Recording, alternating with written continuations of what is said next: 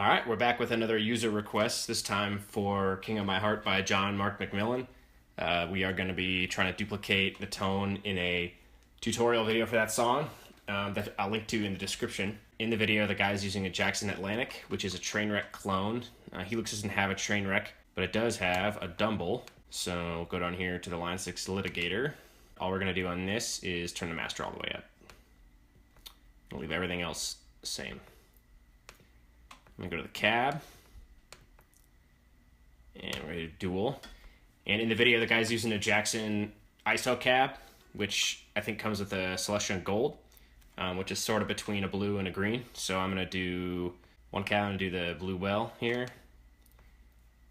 And all I'm gonna do on this, let's do the 112, because he's using a 112 cab. So I'll do my normal high cuts and low cuts here. I'm not going to change anything else. In the second cab, we're going to do the matchless greenback, and I'm not going to change anything except for my low cuts and high cuts, just to simulate what you'd get on a real guitar cab. It's just kind of my standard thing. The Helix just gives you a lot more flexibility. So if you had this high cut all the way up, you'd get a lot more high-end content that might be kind of harsh. So this just gives you flexibility. But I'm not going to change anything else on there. And this is our tone here. I'm on the neck pickup. Sorry, I'm on the bridge pickup on my Duesenberg. So that's real dry. So obviously this guy has a ton of reverb. That's going to be the key to the sound here. We're going to turn the decay way up, and we're going to turn the high cut down. So it's real dark. Turn this down to maybe about 1. Turn the mix to 50. So it's real wet. And he's obviously got a big modulated delay on there. So I'm going to do the tape. It's 70 BPM. I'm going to do dotted eighth.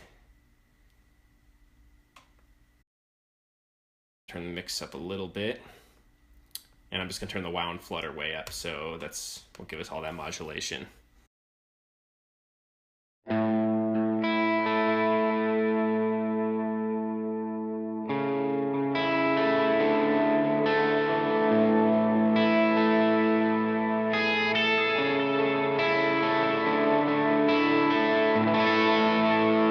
Sounds pretty good to me. Here's kind of the part he was playing during the verses.